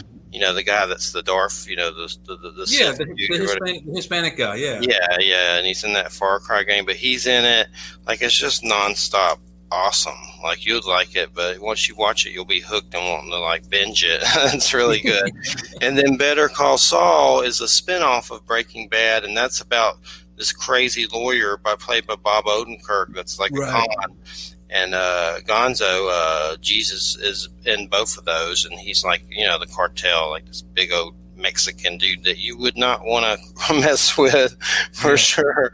But he could probably wrestle a Bigfoot and beat him up. But he's a trip. It was just a good interview, and I was very fortunate to write him. He's always been very friendly when you just talk to him, but I was like thrilled that he said yes, so it was just a really cool one. And our interview last week with Wild Trees got almost 300,000 something hits, man. I think it got 57,000. You said 300 something thousand, 57,000. 350,000 hits. That's I don't know what happened to that one, but this would be a good one that could get featured too, because this is like a dude from Breaking Bad, so hopefully this one does good too. But that one, I was like, what happened? I wouldn't be surprised if it gets, you know, a good almost million hits. Yep, hopefully you're an optimist, but it could happen. No, he was fantastic. I mean, you know, yesterday and the day before, I started looking at his stuff on YouTube, and I couldn't watch all of it, but you know, I watched 2 or 3 or 4 of them, and it's just the pictures he got. And I wanted to talk to him about that. It was I forget what he called it, but the incident where he brought one of these redneck hunters with him. To find Bigfoot, and the Bigfoot actually like almost lifted their tent up, and their faces were, I mean, he said within 1 or 2 feet. He got way closer to Bigfoot than I ever did, but you know, it scared the pants off of the other dude, the redneck hunter, who's been up in, the redneck said he's been up in those woods 4,000 or 5,000 times or whatever, but he's not ever going out there again. It scared him so much that he is not going to camp or hunt in that area ever again. That's how scared he got seeing Bigfoot that close. Yep. It's definitely some good stuff. He gets some good footage. I mean, and somehow he looks at it and makes it so he can see it better on his computer. And he's not adding anything to it. He's just making it clearer so you can see it. And you're like, well, yeah, that's some crazy. You can really, it's not like the crap you see with some of this other stuff. You know, people circle stuff and you're like, I don't see a damn thing. This you see plain as day, like their eyes and their mouth and their nose. And this dude's a big actor that's in all kinds of movies and stuff. And he don't have any, you know, he's putting a lot out there and a lot on. He's got no reason to lie or put the stuff out. But what you're talking about is fantastic. There's one where he said they thought it was one, and then towards the end of the day, the end of the story, he says there was like 2 or 3 of them walking around their tent all night long. And then when he enhances the pictures, there's 2 faces, 2 different faces in that one picture he took, and it's just like you're just there. Brain faces. You there, JoJo? You there, JoJo? Hey, Cookie Monster. I tried to pull him in the stream, but he may not be at the desk or whatever. But he's in the kitchen eating something. He's probably at the casino. The Cookie Monster has arrived. We don't have a show next week. I know Thanksgiving and stuff's going on, so I took a break for next week. And we have 3 shows in December and take a break, but got a lot of native guys coming on. I didn't know that Buddy's friends with Little Mike and Funny Bone from Reservation Dogs, these 2 dwarfs dudes that they're actually both of their names are Jesus too. So it's like Jesus, but it may be a Jesus in there somewhere. But definitely the footage is great, and I hope he releases some more stuff at his channel, because sometimes it takes a while to do it, which I understand he's very, very busy, but sometimes it takes him like a few months to release new stuff. But hopefully he unleashes all the UFO stuff, because I'd love to look at all that. I know there's some UFO stuff on there already on some level. But definitely a good interview, no doubt. Lots of fun, lots of good one, a big one. Yeah, he was fantastic. It kind of sucks. Sometimes we get these really fantastic guests, but we only have a 2-hour show. If we had 4 hours, just imagine what we could have gotten into. Yeah, exactly. So I don't understand what's going on with Joe. It's like there's a Cookie Monster now. That's not even his office. And then there's a Joe. There he is. I mean, yeah, see. I don't know. That's not his office. Cookie Monster. There he is. What's happening, freaks? Look at the freaks. Oh, that's smoking a blunt in there. No, man, I ain't smoking nothing, man. I don't know what you're talking about. You crazy. What happened to that wild trees? Wild trees. What happened to our wild trees? They got a bunch of hits. Yeah, because you got featured on Google. That last one we did. Yeah, well, that was a what? Well, some of the shows get featured more often than others. Man, what the hell's on that noise? I can hear myself. You got an echo. Yeah, because I was listening to y'all. I was listening to y'all. Hold on a second. Yeah, I was listening to y'all through speakers on the other computer. Let me remove Cookie Monster. There we go. There it goes. No, he's back. Joe's got. Oh no, he's back. Well, I'm confused. He's got so many. Well, I don't know if you could do anything to spruce up this one. This is a big one to get featured. I don't know if you can do anything to make it happen, but this was a big one with Breaking Bad dude, so it's a good one. Hopefully it just naturally does good at least. Got that full moon tonight. He's pregnant. Jesus was Gonzo in Breaking Bad, and he's also in Better Call Saul. So he's Gonzo and Saul as well, yeah. Yeah, I wanted to ask him about Bob Odenkirk and Bryan Cranston, but I didn't get a chance to. Maybe next time. Get him back on the show. We'll do a TV movie theme. That's okay. I played Odin in Thor. Y'all didn't even know. That's just sad. Oh yeah, that was yeah. I know we missed it. That was just sad. Millions of people see it. Millions. They're like, don't you know it was me? It's just sad. Odin Thor. Odin times. Son of Odin. It's Odinson. You know, I was in Michigan a couple of years back, and they had a beer up there called Odin Time, and old timey yellow ale or something. Yeah. It was. I tell you what, man, it must have been for a beer. It was probably 18% alcohol. It's like drinking a bottle of wine. It's more like a wine in some countries. That's what I'm saying. That's what it is in our country, you know. So I was kind of like. 16, 18 to 20s wine in the U.S. Mm-hmm. Liquor starts at 50, 60, 20 or 23, yeah. Yeah, and and I don't prefer not to drink anything under 100 proof. Why bother? You know, if you're not going to drink the real stuff, why bother? Yeah. You know, I've had some really expensive bottles. I've got 3 really expensive bottles sent to me. One I ain't going to tell you how much because it just floor your ass. Recently, I had a bottle. It was about $6,500 bottle of, I was going to say champagne of whiskey sent to me, and but I've had like 4 or 5 bottles in the last 3 years sent to me. Just when COVID, I got sick in January. You know, with the COVID, nobody knew I had it. I got a really expensive bottle. It was like 28,000. We were going to auction it, and then they said, no, it's for you. It's not for auction. By the way, it hasn't been opened yet. Just thought I'd say. Well, and, give us an invite and we'll come down and we can crack that thing open. Well, you know, the 2 individuals who gave it to me, which are very wealthy people, are good friends of mine, that's what they said. They said, you know, next time you do a convention, you get together with a group and bring it down, you know, and everybody get a couple of glasses. And I think it's a weird proof. It's like 91 proof or something. It's an oddball when I seen it, so which makes it about 50% alcohol. It looks really pretty. Now, I'll tell you what I do have. I got a bottle of Henry's I picked up from in 1986. It's sitting on top of my cabinet right. Never been opened. Looks like it's brand new.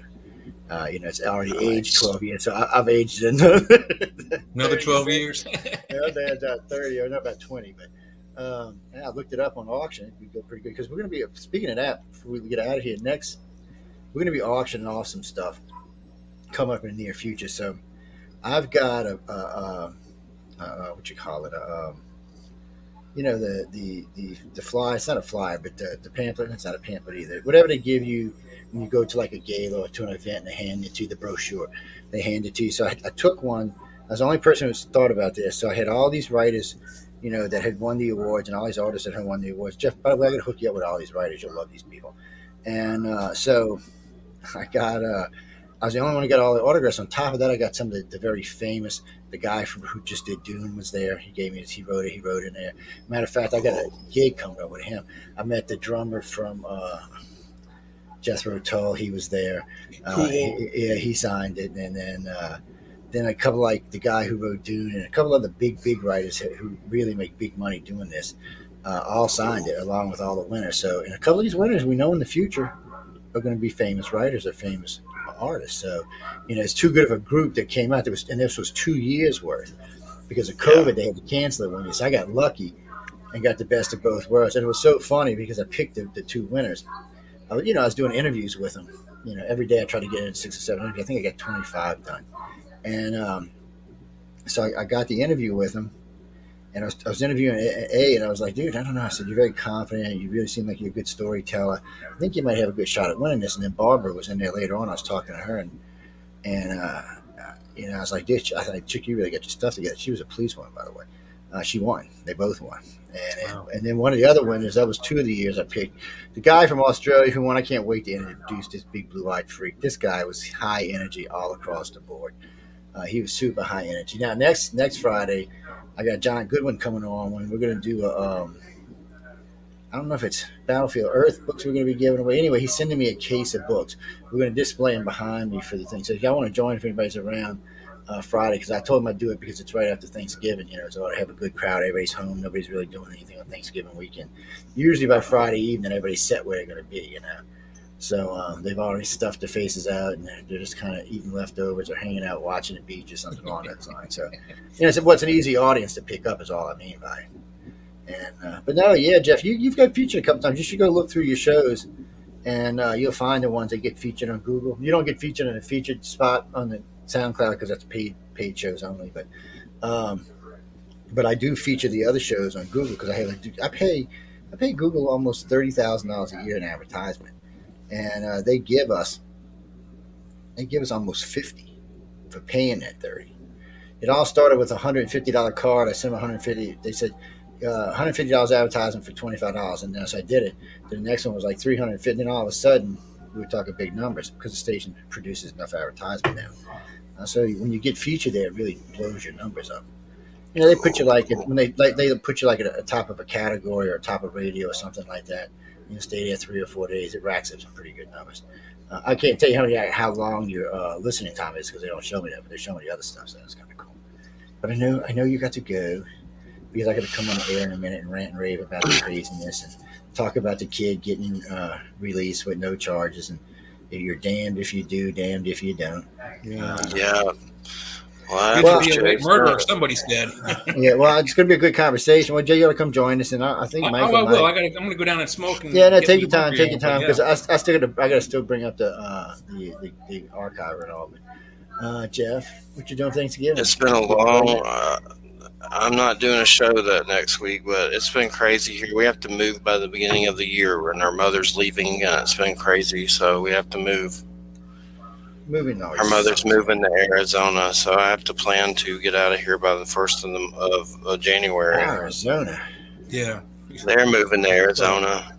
I was gonna say I hate Arizona. Well, that's not Arizona true. Sucks. I'm sorry. I shouldn't say I hate Arizona. I just wouldn't want to live there. No, I wouldn't want to live there either, so I'm not. But yeah, they're going. It's just crazy. A lot of drama. Crazy. They got good weed there, though.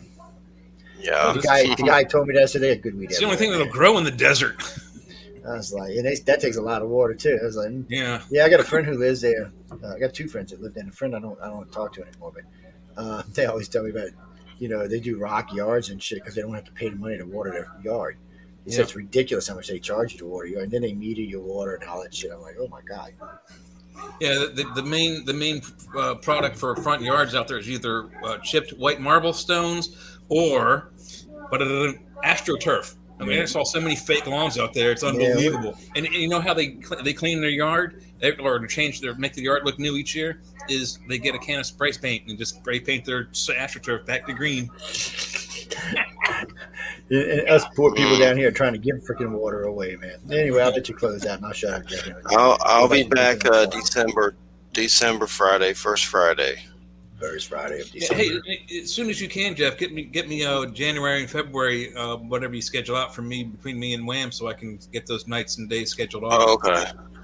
All right. Thanks, Jay. Thanks, Joe, and we'll catch you next Peace, week man. Peace. on the Public Radio. Good night, everybody. Good night, people. People of Earth, we're coming for you. Happy Thanksgiving. Good night. Watch out for Jesus. All three of them.